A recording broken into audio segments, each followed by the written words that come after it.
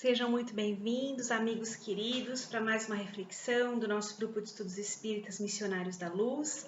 Meu nome é Lívia e hoje nós vamos dar sequência nas reflexões que a gente faz baseadas no livro Pensamento e Vida, um livro psicografado por Chico Xavier, pelo Espírito Emmanuel. E o capítulo de hoje, ele vem falar sobre um tema que muitas vezes a gente se pergunta, a gente se questiona. Esse capítulo se chama Berço. E quem de nós nunca ouviu alguém comentar o seguinte, fala assim, nossa, eu acho que eu nasci na família errada, porque olha, eu vejo família estranha, família torta, mas a minha é demais, eu tô no lugar errado, família errada, pais errados, tudo errado, situações de vida erradas. Quantas e quantas pessoas não se questionam, não comentam sobre isso, né? E o Emmanuel, ele vem nos dar uma lição maravilhosa, que a doutrina espírita vem nos explicar sobre essa questão do berço em que nós nascemos, das situações que nós passamos referentes a isso, ao nosso nascimento. E sobre essa questão que a gente geralmente se faz, né, sobre por que, meu Deus, eu fui nascer nessa família, por quê? Que é tão comum, né, a gente, infelizmente, ainda é comum nos dias de hoje a gente escutar isso. O Emmanuel, logo no primeiro parágrafo deste capítulo maravilhoso, ele já diz o seguinte: todo berço de agora retrata o ontem que passou.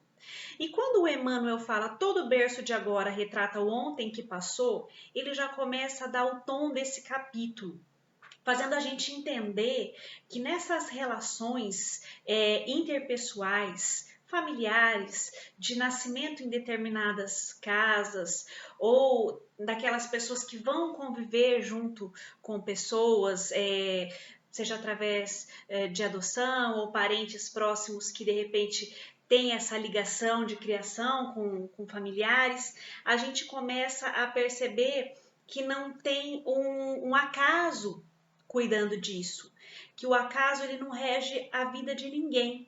E o Emmanuel ele já começa a dar esse tom logo no primeiro capítulo, em que ele fala: todo berço de agora retrata o ontem que passou. E muito interessante que ele segue dizendo o seguinte, não apenas sobre a família em que nós nascemos, né, nossos genitores, aqueles que estão ao nosso redor, mas também muitas vezes a gente se questiona e fica em dúvida sobre doenças que já vêm impressas na nossa genética, né, que nós herdamos aí dos nossos pais e que a gente também muitas vezes se confunde achando que é o acaso, achando que o acaso possa conduzir a vida de alguém, e ele vem dar essa orientação para a gente. A primeira que a gente já viu ali é que nós não estamos por acaso vindo através dos pais que viemos para a atual encarnação, e é muito importante a gente ter sempre isso em mente. E sobre aquilo que nós herdamos geneticamente falando dos nossos pais, tem uma explicação muito interessante que ele segue adiante falando, que ele fala assim, ó, é que as células germinais, por sementes vivas, reproduzem os nossos clichês da consciência no trabalho impalpável da formação de um corpo novo. E um pouco mais adiante ele diz assim, ó, nisso não vai qualquer exaltação ao determinismo absoluto, porque ninguém pode suprimir o livre-arbítrio com o qual articulamos as causas de sofrimento ou reparação em nossos destinos, dentro do determinismo relativo em que marchamos para mais altas formas de emoção e pensamento na conquista da liberdade suprema. Bom, quando a gente lê esse trecho aí do capítulo, a gente já começa a entender também e perceber que essa distribuição genética, né, os genes que nós herdamos do nosso pai e da nossa mãe, não são aleatórios, não são ao acaso, como muitos acreditam. Segundo a explicação que nós vemos aí, que nós podemos aprofundar um pouco mais, aquele espírito que está reencarnando, né, aquele espírito que está retornando à matéria, ele acompanha esse processo, né, de gestação, ele está ali junto com aquele corpo que se forma o tempo todo, e ele, através dos seus clichês mentais, ou seja, através daquilo que ele é, daquilo que ele exterioriza, da energia que o forma, essa energia que vem de acordo com aquilo que ele pensa, que ele sente, aquilo que ele viveu, ele vai estar atraindo os genes necessários para que ele possa viver de acordo com aquilo, com aquela experiência evolutiva de que ele necessita. É como se fosse assim, a gente tivesse espalhado em cima de uma mesa vários pedacinhos de metal, de papel, de plástico, e os pedaços que eu preciso para poder fazer o meu trabalho dar certo são os pedaços de metal. E só que tá tudo muito misturado. Como que eu faço para separar? É simples, eu pego um ímã, coloco lá e os pedaços de metal, que são aqueles que eu necessito, serão atraídos. É mais ou menos assim. É como se o campo energético, o campo mental daquele espírito que está se preparando, está reencarnando, fosse esse ímã que atrai para a formação daquele corpo que ele vai usar nessa encarnação, aquela genética que vai vir de acordo com as suas necessidades evolutivas, né, com o seu aprendizado, ou seja, mesmo quando a gente pensa na questão da formação do corpo, na questão da genética daquele indivíduo, a gente percebe que as leis divinas são perfeitas e que não deixam o indivíduo à mercê do acaso. O Emmanuel ele diz assim também: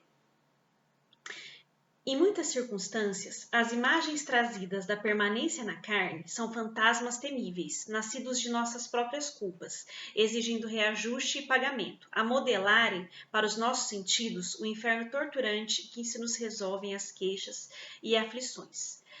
A gente entende que a nossa consciência é o nosso grande juiz, né? E sobre aqueles erros que a gente comete ao longo da vida, quem está dizendo para a gente a necessidade de reaver, de corrigir, de realinhar, é a nossa própria consciência. Nossa consciência é o nosso juiz.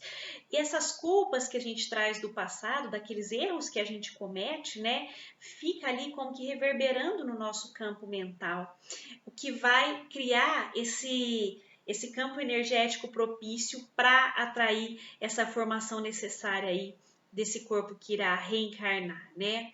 E como ele disse ali, também é reafirmado em tantas outras obras doutrinárias do Espiritismo, como a gente pode ver inclusive no Céu e Inferno, que céu e inferno não são regiões bem delimitadas do espaço, como é uma sala que é formada por 4 paredes, mas se trata sim de questões conscienciais do indivíduo.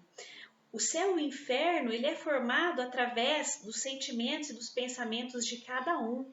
E a nossa evolução vai trazer essa porção maior de céu ou de inferno quando a gente ainda está envolto na culpa, no medo, né? Nessas dificuldades que a gente tem no caminho, né?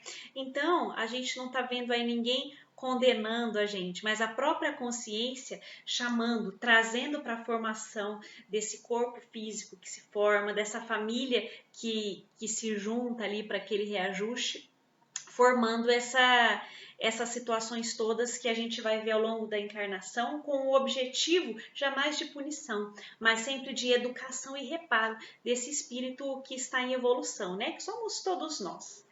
E ele segue lá adiante dizendo assim: é desta maneira que comumente renascemos na Terra, segundo as nossas dívidas ou conforme as nossas necessidades, assimilando para esse fim a essência genética daqueles que se nos afinam com o modo de proceder e de ser. Ou seja, pai e mãe não vêm ao acaso. A nossa formação genética, né, a carga genética que nós trazemos também, jamais se dá ao acaso. Mas lembrando sempre, como ele disse lá atrás, que nós temos o livre-arbítrio e a gente fica envolto nesse determinismo relativo, mas não absoluto, sendo que a gente pode sim melhorar e muito as condições de vida aí que a gente vai ter ao longo da nossa encarnação, né? Melhorando aí a nossa situação ou piorando. A gente, como espírita, às vezes cai no erro de achar que tudo é erro de vidas passadas e que a gente está corrigindo agora. Mas a gente deve se lembrar que muitos dos sofrimentos que a gente vive hoje tem a ver não com vidas passadas, mas com condutas inadequadas do agora, né? Então a gente tem que tomar cuidado com isso. Como que eu estou atuando hoje para melhorar a minha vida, né? Em todos os sentidos, né? Em todos os campos da nossa existência. Lembrando que sim, o passado ele reflete no presente, mas o presente também tem uma grande atuação, podendo aumentar e fazer uma bola de neve, aumentando o que é bom ou o que é ruim, né? Então a gente tem que tomar muito cuidado com as nossas atitudes hoje, né? O passado passou e está ali sendo remodelado, sendo reescrito no hoje, né? Então, se a gente quer melhorar a nossa condição de vida, a gente tem que aproveitar dando o melhor que nós podemos no momento presente, né? Sabendo que o meu hoje vai influenciar muito o meu amanhã, transformando ele em algo muito melhor ou talvez pior, de acordo com a minha necessidade evolutiva, de acordo com meus erros e acertos, né? E ele diz assim, o Emmanuel, neste capítulo: os problemas da hereditariedade, em razão disso, descendem de forma geral dos reflexos mentais que nos sejam próprios, ou seja, nossa mente criando todo esse campo de atuação e de formação do plano físico, né, do plano em que nós estamos aqui encarnados. O Emmanuel, ele segue aí caminhando para o final desse capítulo tão profundo e tão maravilhoso, tão esclarecedor aí para tantas dúvidas que a gente traz na nossa vida, né?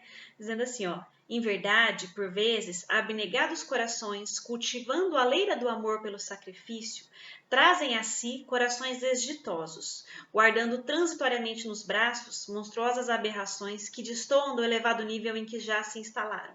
Contudo, devemos semelhantes exceções ao espírito de renúncia, com que fazem emergir das regiões infernais velhos laços afetivos, distanciados no tempo, usando o divino atributo da caridade.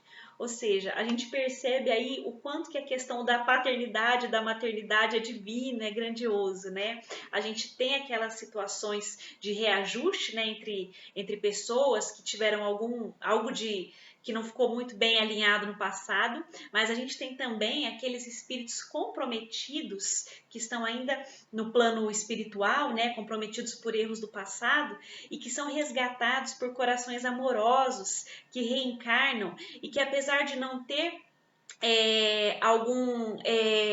algum compromisso no sentido de obrigatoriedade para resgatar aquele indivíduo, por amor, muitas vezes aceitam ser pais, ser mãe, ser pai, né? Desses espíritos que necessitam aí desse novo caminhar para melhorar aí a sua questão moral, para melhorar o seu porvir, aceitando pessoas que vão reencarnar com, às vezes, uma cota difícil aí a cumprir, né? Através de doenças físicas ou mentais, mas que podem estar reencarnando naquela família por um consentimento daqueles pais que, embora não estejam talvez em intrincados problemas aí do passado daquele espírito, podem ter ligações de amor e de afeto com eles no passado e se comprometem a voltar com a vontade de ajudar e de melhorar. Ou seja, a gente não sabe aí o que nos vincula aos nossos pais, né?